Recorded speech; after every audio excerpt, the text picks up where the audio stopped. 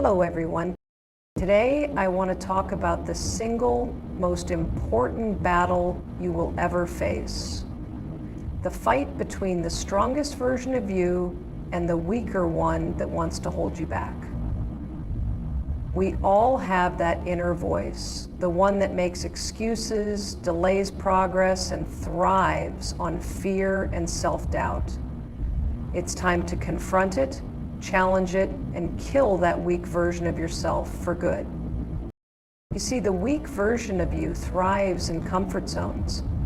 It whispers, "You're not ready, it's too hard," or "just wait until tomorrow."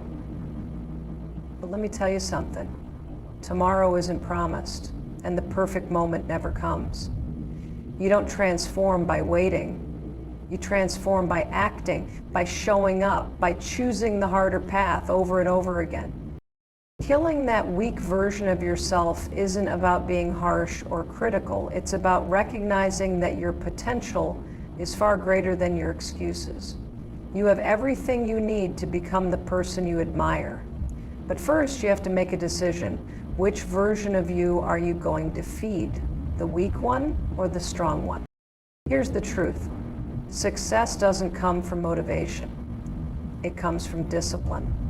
It's not about waiting until you feel ready. It's about moving forward, even when you're scared, tired, or unsure. So today, I challenge you to stop negotiating with your weaknesses. Stop waiting for permission. It's time to step up and rewrite your story.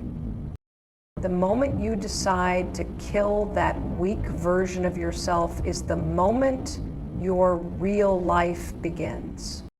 Acknowledge the weak version of yourself. The first step toward transformation is recognizing that there is a weaker version of yourself holding you back. This version isn't inherently bad. It's just the part of you that thrives on fear, doubt, and comfort. It's the voice in your head that tells you to hit snooze instead of getting up early to work on your goals. It's the feeling of resistance you get when you think about stepping out of your comfort zone. It's the excuse machine that justifies procrastination, avoidance, and playing small. This weak version of you is rooted in self-preservation. Its job is to protect you from perceived pain or discomfort. It's the part of your brain that craves certainty, safety, and ease.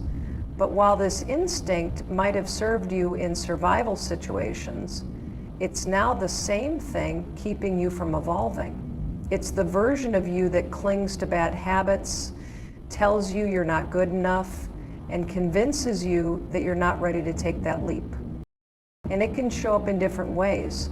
Self-doubt that stops you from pursuing your dreams, perfectionism that paralyzes you into inaction, or fear of failure that keeps you stuck in a cycle of mediocrity. This weak version of yourself will always find ways to justify why you should stay where you are. It may even disguise itself as logic or practicality, whispering, "You're too busy," or "This isn't the right time." Acknowledging this version of yourself requires brutal honesty. You have to confront the excuses you've been making, the patterns you've been repeating, and the ways you've been playing small. It's not about shaming yourself for feeling guilty. It's about taking ownership of the gap between where you are and where you want to be. You need to recognize that this weaker version of yourself is not who you are. It's simply the version of you that you've allowed to run the show for too long. When you acknowledge this version, you're shining a light on the behaviors, thoughts, and habits that have been holding you back. It's about getting clear on the ways you've been settling, avoiding, or resisting the discomfort that growth requires. Without acknowledging this, you can't identify the areas where you need to grow or make the necessary changes to become the stronger, more capable version of yourself. Choose action over perfection. One of the greatest barriers to progress is the belief that everything needs to be perfect before you can start. Perfectionism disguises itself as a noble pursuit convincing you that you're just waiting until you're ready, until you've learned more, planned better, or feel more confident. But in reality, perfectionism is a form of procrastination fueled by fear. Fear of failure, judgment, or not living up to unrealistic standards. Keeps you stuck, spinning your wheels in preparation instead of moving forward. The truth is, action beats perfection every time. The people who achieve their goals are not the ones who have it all figured out before they start. They're the ones who begin, even when things are messy, unclear, or imperfect. They embrace the process of learning as they go, understanding that clarity comes through action, not before it. When you wait for perfection, you rob yourself of momentum, and momentum is the fuel that drives transformation. Choosing action means accepting that mistakes are inevitable and part of the journey. It's understanding that you will never have all the answers up front, and that's okay. The most successful people aren't those who avoid mistakes. They're the ones who learn from them and keep going. Every action you take, no matter how small or imperfect, builds confidence, resilience, and experience. Action also creates opportunities that wouldn't exist if you stayed in the planning phase. When you take steps toward your goals, even if they're small or uncertain, you open doors, you discover new paths, build connections, and gain insights that you couldn't have predicted beforehand. Action puts you in motion, and once you're in motion, it's easier to pivot, adjust, and refine your approach. Choosing action over perfection means releasing the need for everything to be just right. It means silencing the voice in your head that says, "I'll start when I'm ready," or "What if I fail?" It's about realizing that imperfect action is infinitely more valuable than perfect inaction. You don't need to see the entire staircase to take the first step. Each step you take, no matter how small, brings you closer to your goals and helps you build the courage to take the next one. When you prioritize action, you also build a habit of progress. You train yourself to focus on what you can do right now, rather than being paralyzed by what you can't control. Over time, this mindset shift compounds, creating a cycle of growth and achievement that far outweighs the illusion of perfection. Embrace discomfort. Discomfort is an unavoidable part of growth, yet so many of us spend our lives trying to avoid it. We cling to what feels safe, familiar, and predictable, even when it no longer serves us. But the truth is, nothing extraordinary ever comes from staying in your comfort zone. Growth demands that you face challenges head-on, step into the unknown, and embrace the uneasiness that comes with pushing your limits. Discomfort isn't a sign that something is wrong. It's a sign that you're on the verge of something new. It's the feeling of stretching beyond what you thought you were capable of. Whether it's the nerves before a big presentation, the struggle of learning a new skill, or the vulnerability of having an honest conversation, discomfort is the price of progress. When you avoid it, you're not protecting yourself, you're limiting yourself. The problem is, our brains are wired to resist discomfort. They crave certainty and efficiency, which is why it feels easier to stay in your routines, avoid risks, and stick to what you know. But this resistance is a trap. It keeps you stuck in patterns that might feel safe but are ultimately unfulfilling. The longer you avoid discomfort, the more you reinforce the belief that you can't handle it. Embracing discomfort starts with shifting your mindset.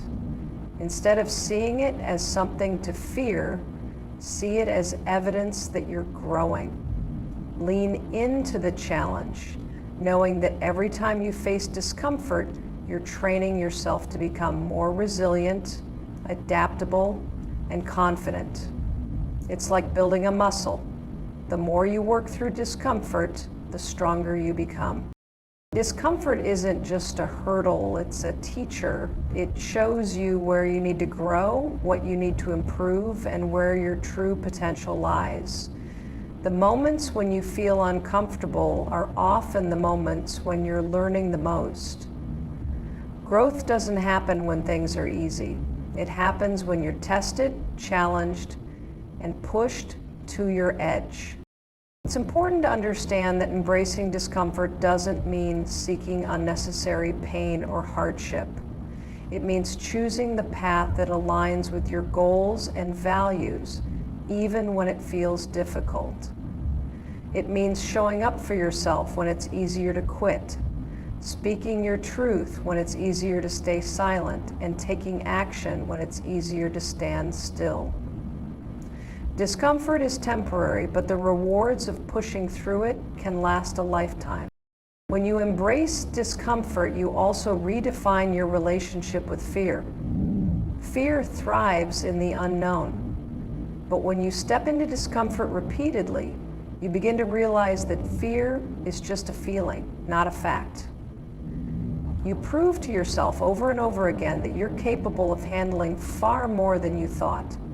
This shift creates a ripple effect, allowing you to approach future challenges with greater confidence and courage. The greatest transformations often come from the moments when you wanted to give up but chose to keep going. Every successful person has faced discomfort and decided to embrace it rather than avoid it. It's not a matter of if discomfort will come, it will. The question is whether you'll allow it to stop you or use it as fuel to move forward. Reframe failure. Failure is one of the most misunderstood concepts in life. From a young age, many of us are taught to see failure as something to avoid at all costs, a mark of inadequacy or incompetence.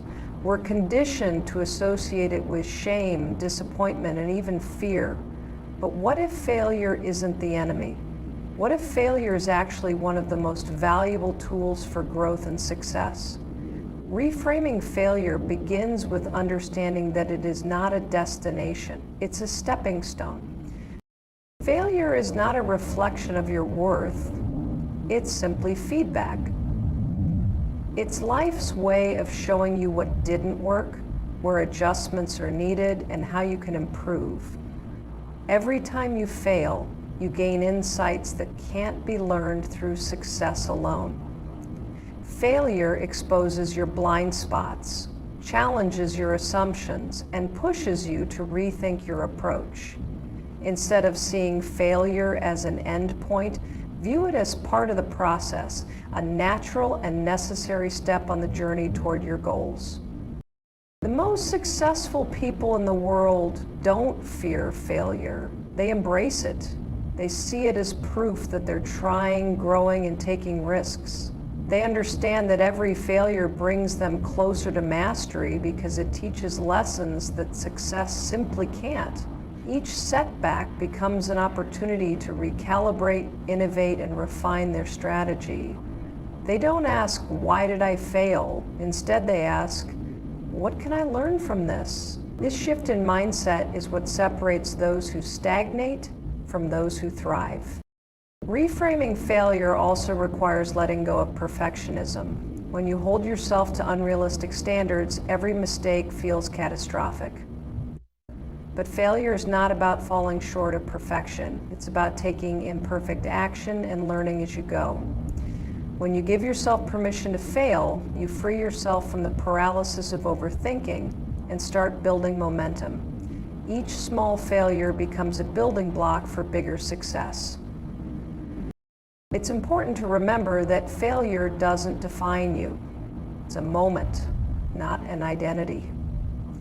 Too often, people internalize their failures, believing that because they failed at something, they are a failure. This couldn't be further from the truth. Your worth is not tied to your achievements or setbacks.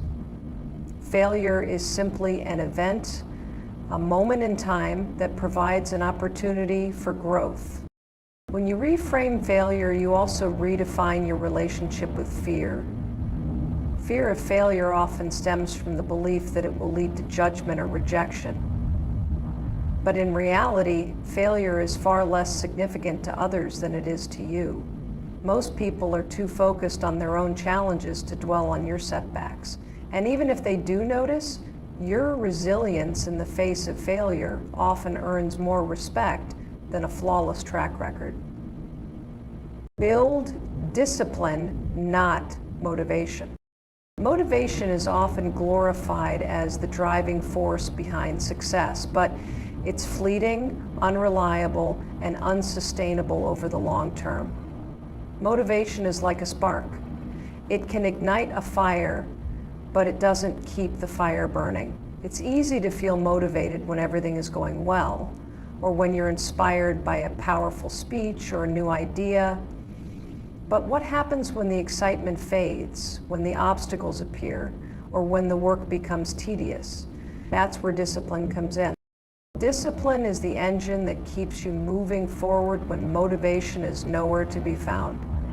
It's the ability to take consistent action regardless of how you feel. While motivation relies on emotion, discipline is rooted in commitment. It's a decision you make not once, but every single day. Discipline doesn't care if you're tired, bored, or uninspired. It simply asks what needs to be done today and ensures it gets done. Building discipline starts with understanding that it's a skill, not an innate trait. No one is born disciplined. It's something you cultivate over time through repetition and intentionality. Just like building a muscle, discipline requires effort, consistency, and a willingness to embrace discomfort. It's about training yourself to prioritize your long-term goals over short-term gratification. Discipline thrives on routines and systems. When you create a structure for your day, whether it's a morning routine, a schedule for your work, or a plan for your fitness, you reduce the need to rely on willpower. Instead of deciding every day whether you'll work out, eat healthily, or focus on your goals, you automate those decisions by turning them into habits. Discipline is about making the hard choices easier by removing the guesswork and building momentum through consistency. A key aspect of discipline is learning to follow through on your commitments to yourself. Every time you do what you said you would do, even when it's hard, you build trust in yourself. This self-trust becomes the foundation for greater confidence and resilience. On the other hand, every time you break a commitment to yourself, you erode that trust and make it harder to stay disciplined in the future. Discipline is not about perfection, it's about showing up, even when it's imperfect.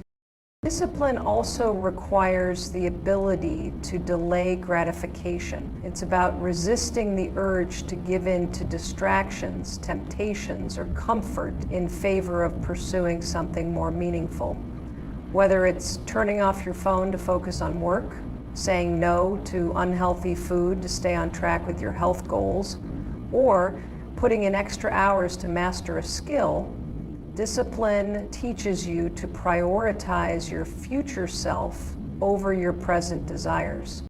It's important to acknowledge that discipline can feel challenging, especially at first. Your mind will resist it, your habits will fight it, and your body might even protest against it. But this resistance is part of the process. The more you practice discipline, the more natural it becomes. Over time, the actions that once felt difficult will become second nature, and the effort required to stay disciplined will decrease. Discipline doesn't mean you'll never falter. There will be days when you miss a step, fall off track, or feel overwhelmed. But discipline is also about getting back up, recommitting to your goals, and refusing to let setbacks derail you. It's not about being perfect. It's about being persistent. When you prioritize discipline over motivation, you take control of your progress. You're no longer at the mercy of your emotions or circumstances.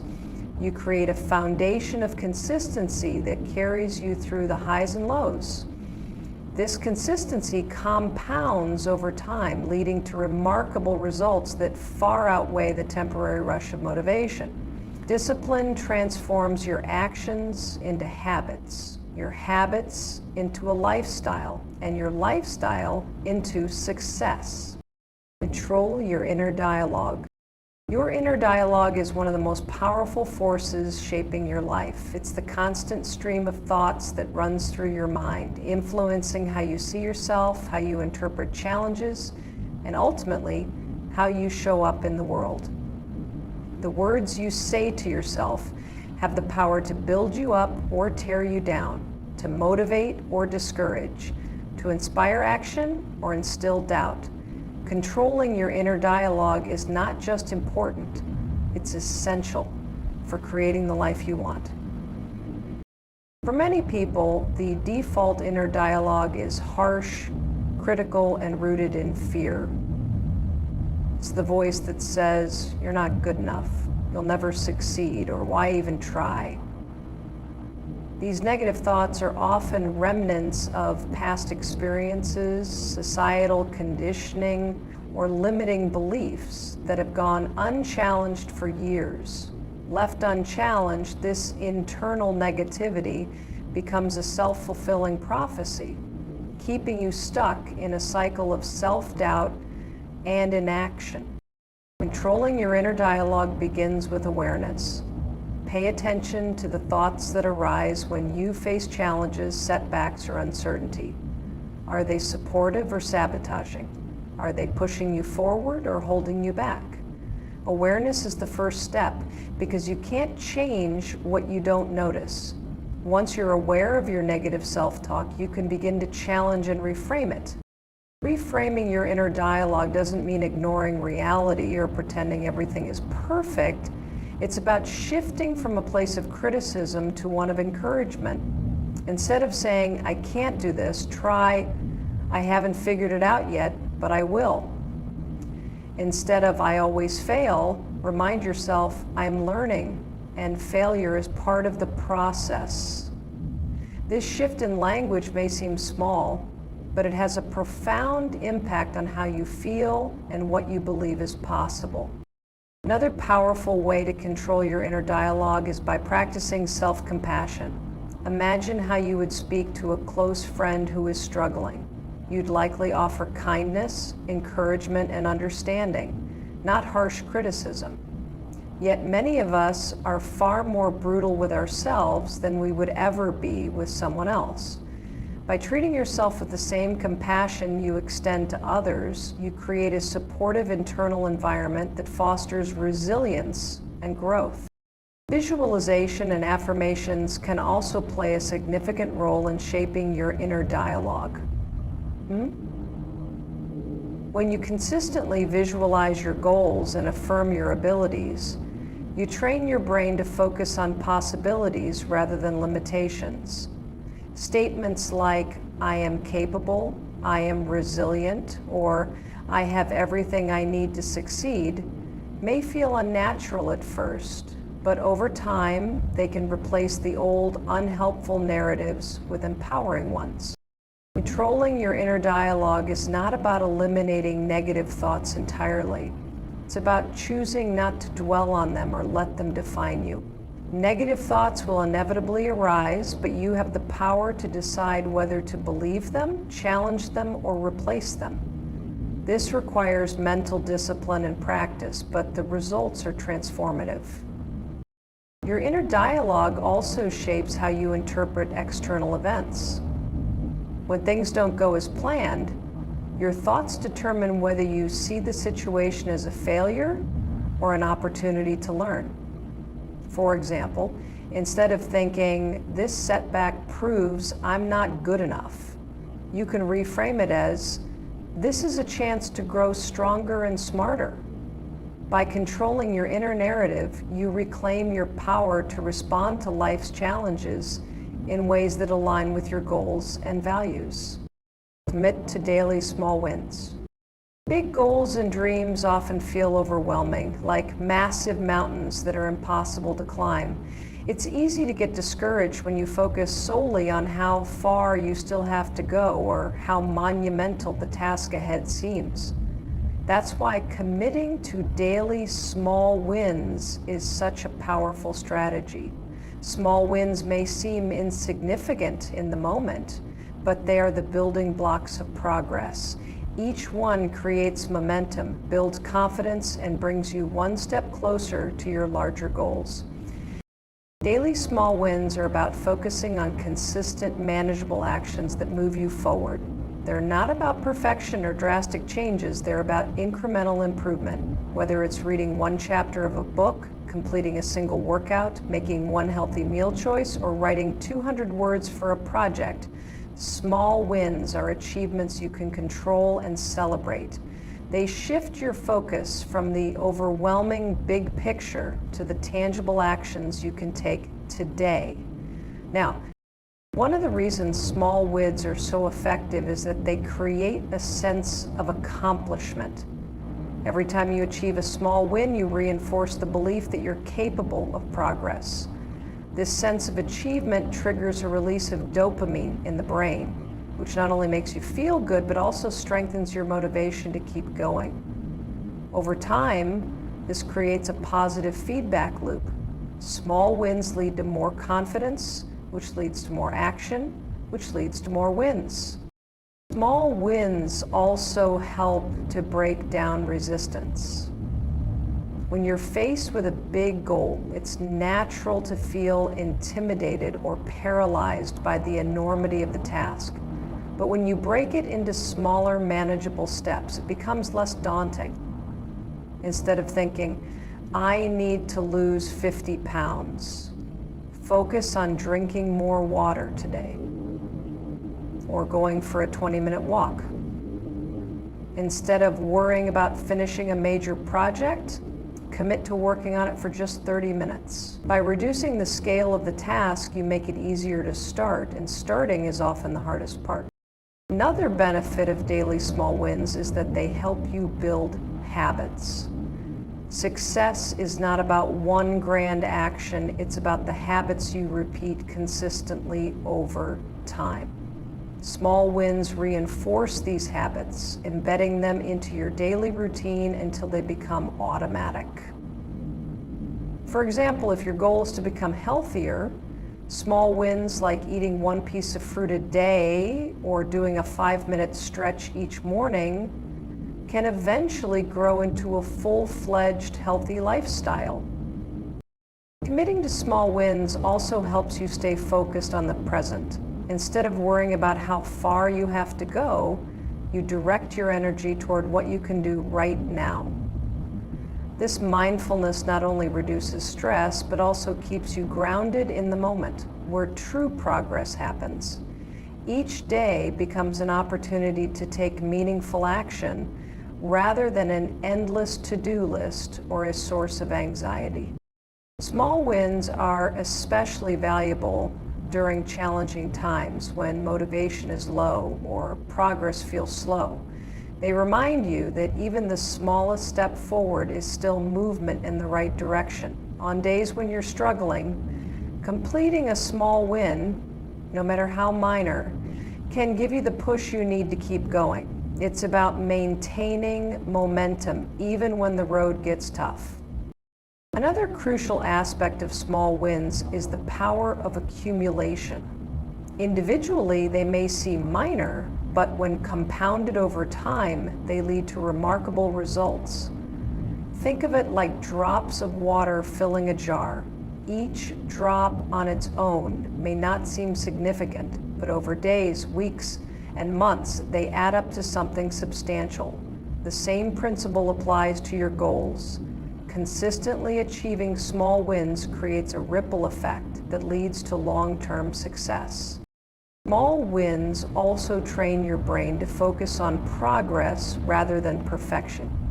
It's easy to get caught up in the idea that success requires flawless execution or monumental achievements. But success is not about perfection, it's about persistence. Small wins remind you that progress is progress, no matter how small. They encourage you to celebrate your efforts and recognize the value of every step forward, even if it's not perfect. A few When you commit to daily small wins, you're not just achieving goals, you're transforming your mindset. You're proving to yourself day after day that you have what it takes to succeed. This commitment builds discipline, resilience, and self-belief, creating a foundation for even greater accomplishments. Small wins are the seeds of success, and with consistent effort, they grow into something extraordinary.